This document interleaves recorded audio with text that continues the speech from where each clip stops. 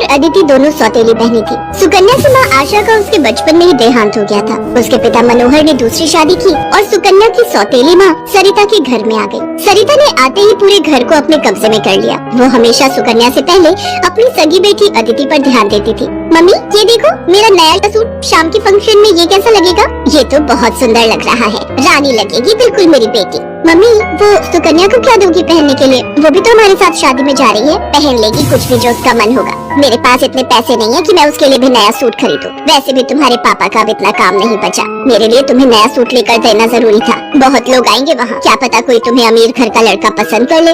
अरे सरिता, कभी कभी अपनी बड़ी बेटी सुकन्या के बारे में भी सोच लिया करो। वो बेचारी भी तो शादी लायक है।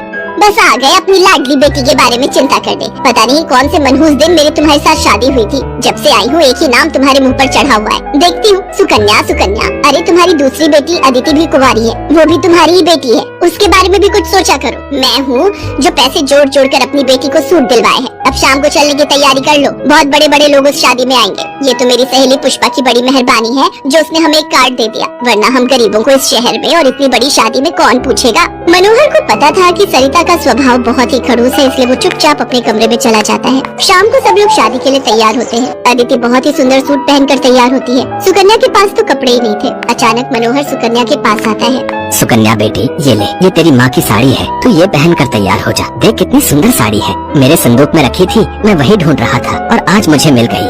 पिताजी ये माँ की साड़ी सचमुच, ये साड़ी तो बहुत सुंदर है। शुक्रिया पिताजी, आज आपने माँ की ये साड़ी देखकर मुझे बहुत खुशी दी है। हाँ बेटी, अब ये साड़ी पहनकर जल्दी से तैयार हो जा, देखना सबसे सुंदर लगेगी मेरी बेटिया। सुकन्या अपनी माँ की साड़ी पहनकर तैयार हो जाती है। सब लोग शादी में पहुँचते हैं। सरिता जानबूझकर अदिति को ही आगे कर रही थी ताकि वहाँ लोग अदिति को ही देखें। तभी एक बहुत ही बड़े परिवार के लड़के आशीष की नजर सुकन्या पर पड़ती है। सुकन्या बिल्कुल अकेली खड़ी थी। वो लड़का उसके पास आया और उससे बात करने लगा। हेलो, मेरा नाम आशीष है और आपका? जी मेरा नाम सुकन्या है। अच्छा नाम है आपका। वैसे आप यहाँ अकेली क्यों खड़ी हैं? चलिए ना, वहाँ डांस फ्लोर पर सब लोग डांस कर रहे हैं। आशीष को सुकन्या से बात करता देख सरिता आशीष के पास आती है। सुकन्या बेटा, तुम्हारे पापा तुम्हें बुला रहे हैं, इनके साथ अदिति डांस कर लेगी। अब हाँ, क्यों नहीं, प्लीज। मनोहर ने तो सुकन्या को बुलाया ही नहीं था। ये सब तो सरिता की चाल थी। थोड़ी देर बाद सुकन्या फिर से खड़ी थी। अदिति आशीष के साथ डांस करने लगती है। आशीष अभी भी सुकन्या की तरफ ही देख रहा था। शायद उसे सुकन्या पसंद आने लगी थी। आशीष पूरी शादी में सुकन्या से बात करने की कोशिश करता रहा, पर बार बार सरिता अदिति को बीच में लाने लगी। पर आशीष के मन में तो कुछ और ही चल रहा था। एक दिन जब सुकन्या घर के काम कर रही थी तो अचानक मनोहर के साथ आशीष और उसके माता पिता आ जाते हैं। सरिता, जाकर जल्दी से चाय नाश्ते का इंतजाम करो। घनश्याम जी अपने बेटे आशीष का रिश्ता हमारी सुकन्या के लिए लेकर आए हैं।